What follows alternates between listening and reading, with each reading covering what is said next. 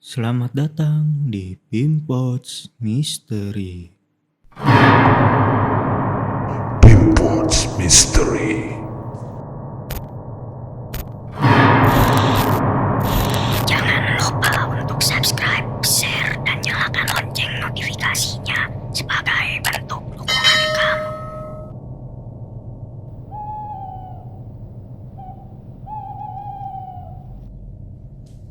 Malam ini gue mau cerita horor. Saat gue di kosan gue waktu kuliah. Jadi cerita ini lebih mengarah ke teman gue ya. Jadi cerita seremnya teman gue. Tapi gue menyaksikan saat horor itu ada. Horor itu tiba. Gitu loh. Awal mulanya adalah ketika sebut saja temen gue ini bernama Budi. Jadi ketika si Budi kita tinggal di kosan. Jadi gue ngekos ini sekitar 7-8 orang dalam satu rumah di perumahan dekat kampus. Nah, di antara kita semua di kosan hanya ada satu yang sering diteror oleh makhluk gaib. Sebut saja namanya Budi. Ketika kita semua sedang tidak di kosan, kecuali Budi sering sekali mendapat misteri-misteri, suara-suara aneh gitu yang datang pada dirinya. Seperti ketika Budi sedang di kamar mandi, tiba-tiba ada yang getok-getok. Ketika dia lagi di ruangan lain, ada yang lewat mondar-mandir. Dan pada akhirnya Budi penasaran. Kita pun penasaran akan ceritanya Budi. Siapa sih sosok yang nakut-nakutin Budi itu? Kok dia berani cuma nakutin Budi? Ke gua enggak. Ke yang lain pun juga enggak. Dan sebenarnya ada bukan temen, lebih ke seseorang yang ngasih tahu. Saat itu lagi main ke kosan gua. Dia bilang, "Apa lu lihat-lihat?" Dia sambil noleh ke atas loteng kosan gua. Dan katanya di situ ada sosok seorang kunti. Dan akhirnya kita makin penasaran dong. Jangan-jangan sosok kunti itu sosok yang sering ngegangguin si Budi. Dan lagi cerita-cerita santai di malam hari, kami berdiskusi bagaimana kalau kita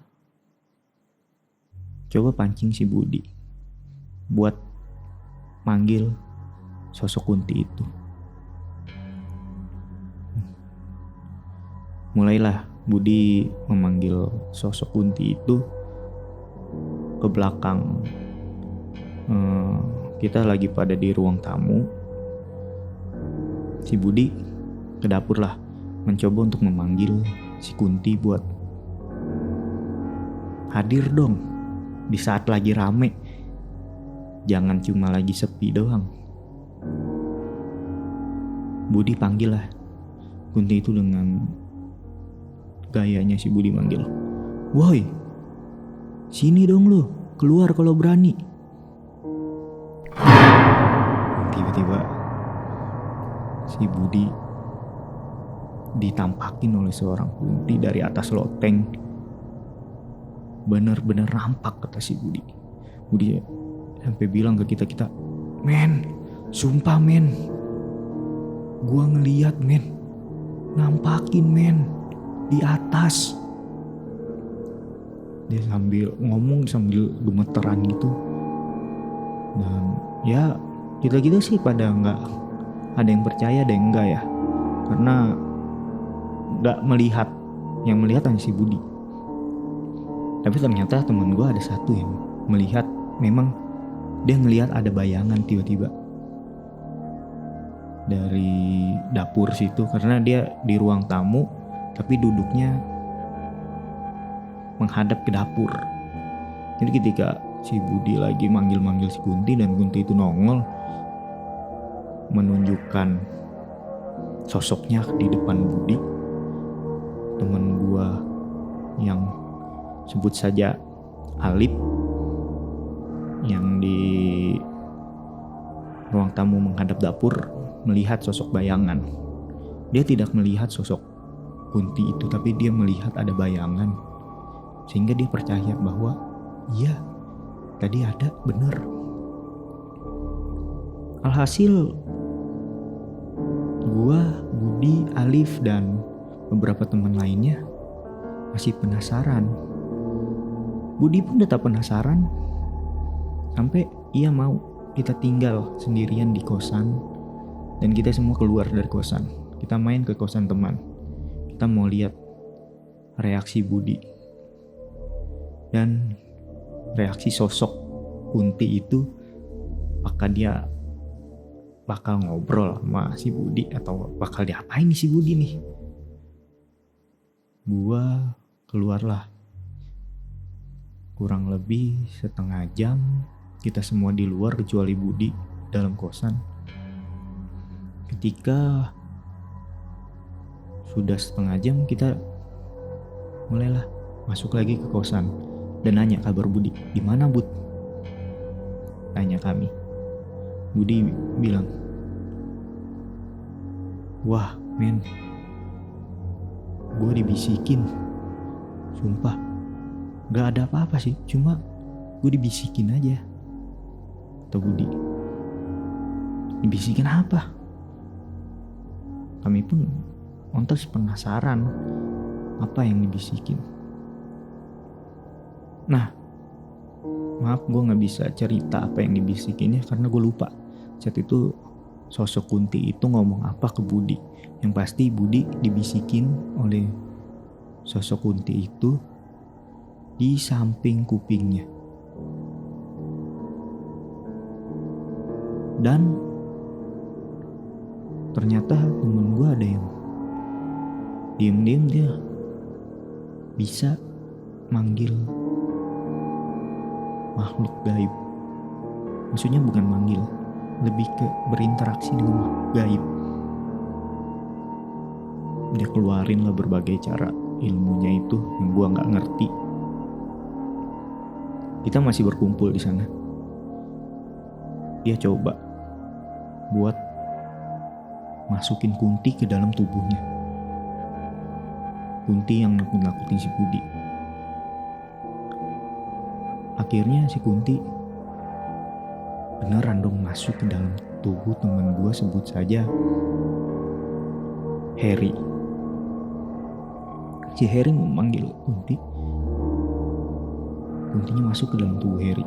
Dan si Harry itu benar-benar berlaga seperti seorang Kunti, sambil memainkan rambutnya, ketawa layaknya kuntilanak. Wah, di situ gue merasa merinding ketakutan. Dan di situ nggak gue doang, semua kita merasa ketakutan. Gimana kita bisa berinteraksi langsung dengan sosok kuntilanak? Tapi gak lama kuntilanak itu masuk.